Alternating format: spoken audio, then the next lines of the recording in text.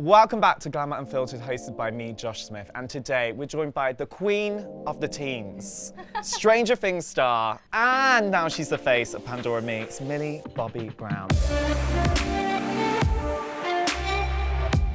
How are you? I'm good, how are you? Good. Well, you are a queen, back in your homelands, babes. Yes. And we're here to launch Pandora Me, which you've collaborated on, which amazingly also touched on the themes of self-discovery, self-expression.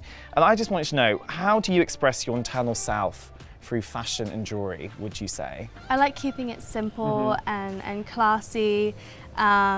Feels elegant and feminine, but I also do kind of like that tomboyish vibe. So for me, I do like these cool, like kind of boyish, and I don't know, it feels kind of masculine, even though it's like a feminine vibe with the charms. Anything comfy is my style. Like I'm down. Even today I was like, these look like pajamas, I'm gonna wear it. Yeah. So I'm really into anything comfy. And do you use it to say something about what's going on in your inner self as well? I'm kind of, if I would describe myself, like I'm a cozy person. I like to stay warm. I like to keep everything kind of internal, like everything. I have like a close knit of friends, a close family, everything. Like I like to be in my house. I like to be in my room watching stuff. Like it sounds like I'm like a hermit. Like it sounds like I'm like never go outside. I love the outside, but I really like to be cozy and warm, and that's kind of how I would describe at least my nature. Is I try to be as warm as possible and as welcoming. And so yeah, I think that's kind of like when I'm wearing fluffy clothes, people want to cuddle. Yeah, they do. Yeah. Because this collection is about self-expression, what is your, and self-identity, what has your own journey been like towards discovering yourself, would you say? I mean, it's constantly evolving with me. You know, starting out in this industry, I started off with so many views that I wouldn't, I guess, agree with now. And I think it's more like with the education that I've been given, like I can really learn more things about who I am as a person, what's going on in society today. And it's definitely shaped me differently. And I feel like, yeah, I don't know, the more you read, the more you learn about, has made me grow differently and made me perceive things differently, I guess. I mean, we're all still growing. Yeah. The growth never stops. Growth never stops, unfortunately. Yeah, unfortunately. For me, like, as much as I change, I'm constantly myself in my way. Like, I don't know, I couldn't really pinpoint one thing I'm consistent at, but I would say I'm always myself, and that's what keeps me consistent. What would you say has been like the biggest moment that shaped you as a person on that journey of self-discovery, would you say? Well, I'd say a few years ago, I met a young girl, her name was Olivia LaRusso, and she had been diagnosed with cancer, and I got friends with her for a while, and we then became best friends, and we spoke every day. And then she sadly passed away, and ever since then, I mean, I'm best friends with her sisters, her twin sister, her family, we're very close, and my new beauty and skincare line called Florence, we have a dedicated in memory of product about Olivia, and I think that one of those, like, that's probably one of the biggest things that shaped me as a person. It genuinely made me look around and be grateful for everything I have.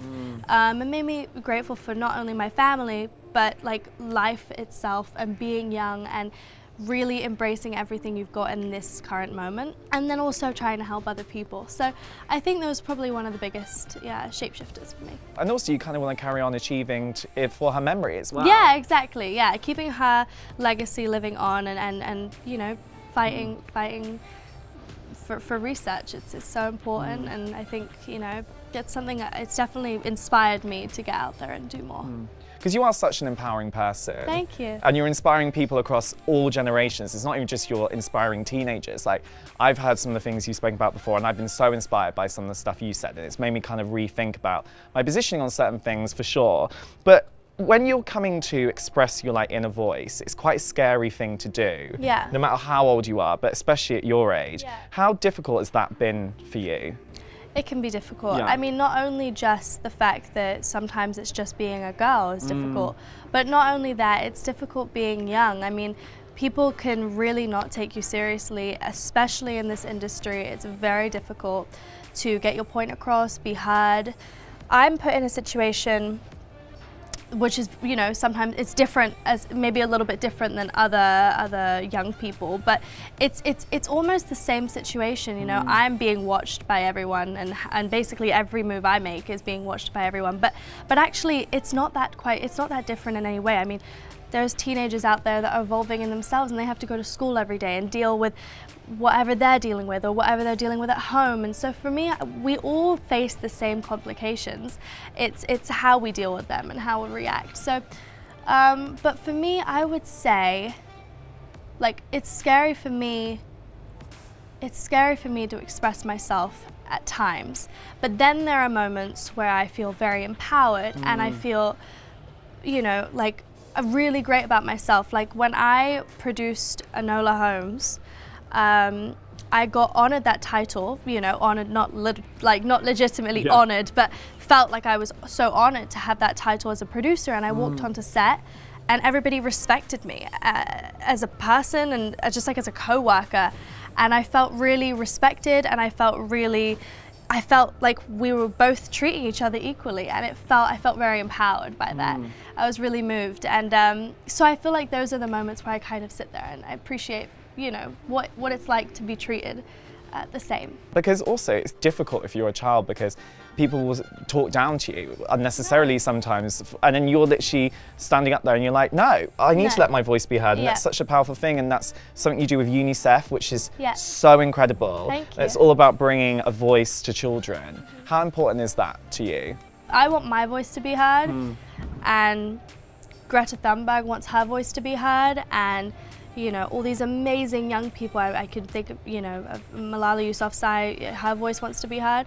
Imagine the millions of kids that want to be heard and they can't be because they're silenced, or they are ignored, or they are looked down upon for maybe their age or their gender.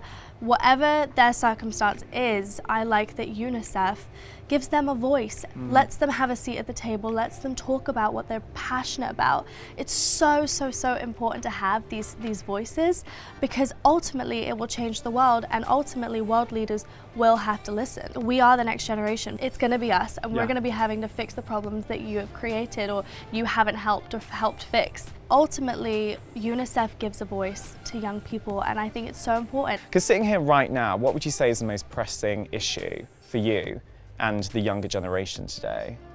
I mean, it's where do you really want to start? You know, it's like you can go with the fact that every young person, including girls mostly, deserve to have an education. The fact that social media is still allowing bullies, it's like, how is this still happening? That is in itself, you know, and then you've got climate change, which is literally the biggest issue of all, because without that, no one can have education. Without the world, nobody's going to learn. We need to start taking care of our planet in the best way. We've got some amazing voices out there that are really fighting against this, which I'm in total support of. But those, I mean, probably the biggest pressing matter right now is climate change. It's also so hard because there's so many big issues going on right now that we all need to fight, and sometimes it can get very overwhelming as well, because you're like, what do I actually stand up for next? But how do I fit into this, you know? For me, like, I support many causes that are going on, you know. I support protests that are going on, or you know, something that's, you know, amazing communities and things like that. I support them, but there are things that I will stand up and fight for. And for me, I think everyone that's treated equally in any situation or format, school, workplace, that is what we need to fight for. You know, it's for that, because that literally affects me. I can't watch someone being spoke down to, you know, no matter who they are. If they're a 2-year-old, like I said, if they're 70, you know, I don't care. We should all be treated the same way, no matter who we are as people. So that's probably something that it enrages me. So I try to stay calm about it. But yeah, no, I feel like there are some pressing matters that I feel really passionate about, but nothing that I won't fight for. Also, I think when you're enraged about something, it gives you a power. Yeah. And it gives you like, yes. Well, and you hear it, like, so I was just watching Greta Thunberg's speech the other day, and you hear the passion and the drive that she has in her voice, and it inspires you. It makes you think about everything. Yeah. She has this amazing tone to her, where you hear it in her voice that she's struggling to even, you know, think about what's going on to this world, and this is crazy. So you're surrounded by such an amazing community of people as well. Yeah. And you have so many amazing contacts who are feeding your growth, which is such an incredible thing. Yeah. What piece of advice is someone giving you that's really shaped you as a person? My mum, Yeah. just whatever happens will happen. Like, legitimately, if something's gonna happen, you've just got to let it happen. You've got to accept it and let it go. And I've used that in every part of my life. You know, if that's with a friend, if that's with, you know, my work, if that's with something that's going on with me as a person, whatever is happening to me, if I can't help and change it, if I can't, then I have to accept it and let it go. And that's something I've learned, which can be difficult, but ultimately it's good for your soul to just Oh my gosh, you let things go. Yeah, you do, you have to. Because sometimes you just have to do that for your own self-care. Yeah. It's just like a certain amount of toxic, it gets too much at some point, and you have to realize that every decision you make has to be good for you. And that's what I've learned for sure, which is young. Yeah, not for anyone else either. No, I mean, there are certain, like, I'm not a people pleaser, but I love to make sure everybody's happy. Yeah. And my mum says, ultimately, you can't make everyone happy, you know? So I feel like that, my mum gives some good advice. I mean, it's not original, but it's a good one. But it's a good one. She tells me a lot. Yeah, because also, while we're speaking about letting go of things and like negativity and things like that, when it comes to social media, it's the most amazing platform that we have today to mobilize people, but there's also a very negative element to it as well, with social media trolls and bullies and things like that. How do you switch off from that, and how do you separate yourself from negativity? I think I'm constantly switched off from social media. I mean, you know, there's a certain amount of love I have for social media, but I have realized that actually, like, what I post on social media is me. I don't ever want to post anything that doesn't feel like me. So until social media becomes a place that I think is acceptable, which is a positive place to spread love and light and funny memes and like genuine just love and appreciation for everyone.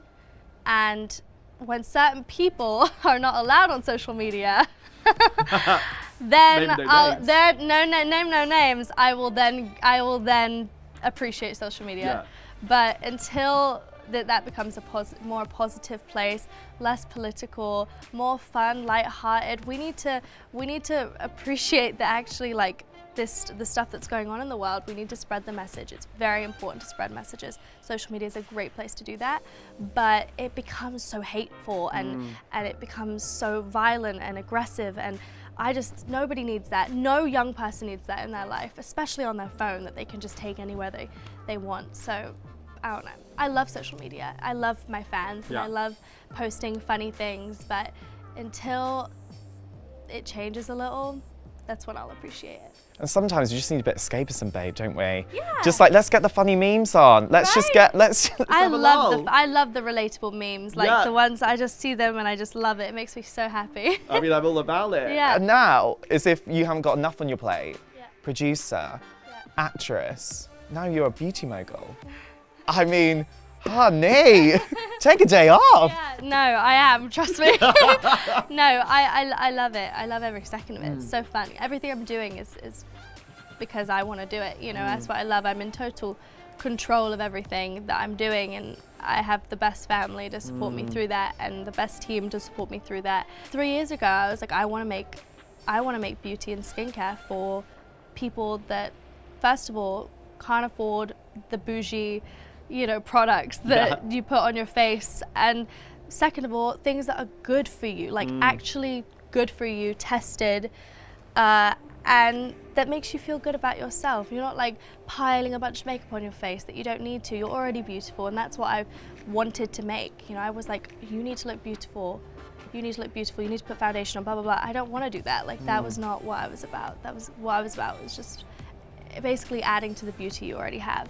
It's scary to go into new spaces because you never know how people are going to react, or if they're going to find you, you know, if they're going to take you seriously. It's so difficult, but if you have passion, drive, and confidence, it will get you through it. What do you use to empower you in those moments when you doubt yourself? The tired nights where I just like finish at 5 a.m. at work and go straight on a plane to go to this place, like those are the things that I appreciate, and I say, you know what, I deserve this. I deserve to go and meet these people, and I deserve to go and talk to my fans, and I deserve to go and on a vacation. Like those things, you have to look in the mirror and say, you know, like you, I'm sure, or somebody even my age that have just done exams, they deserve a week to chill out. Like these people, we need to like appreciate that rest and sleep and all that good stuff is really, really, really important, especially as a teenager. It's the most forming years. Oh my God, yeah, because self-care is not selfish. No, it's not. Thank you. And that's what people need to realise. That's on my beauty and skincare. It's like, self-care is not selfish. Yes, deliver that message. Yes. What would you say to the people out there who watch this? And we've discussed loads of different things about confidence, overcoming confidence, discovering yourself. And if someone's like doubting themselves and who they are as a person, what kind of like rallying call message would you want to give to them? I mean, listen to Lizzo. Yes!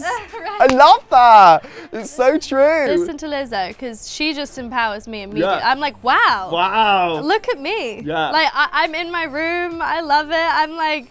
I like when they're like, she's like checking my nail. I'm like, yes. Yes. Yeah. Yes. So I'd say listen to Lizzo and look in the mirror and look at yourself and feel beautiful. Yeah. It's hard, but once you get there eventually, you genuinely have to look at yourself and feel beautiful inside and out. Well, I saw her at Glastonbury and it was like the most life-affirming moment for me ever. Insane. I She was love like, I want you to look in that mirror and tell you love yourself. I And I was know. like, yes! She's so sick. She's so cool. It's I so love her. great. And she's an amazing role model. You're an amazing role Thank model. you. And just keep inspiring us, babe. Thanks. You're great. Awesome. Thanks so much. Thank you. Thank you so much for joining us for another edition of Glamour Unfiltered, hosted by me, Josh Smith, and joined by the incredible Millie Bobby Brown. And for more empowering people such as Millie, ding, ding, ding, ding, ding, make sure you subscribe to the Glamour UK channels now. Have you done it yet, babe? No. You're gonna have to do it straight after this. You have to do it. Yeah, you have to do it too.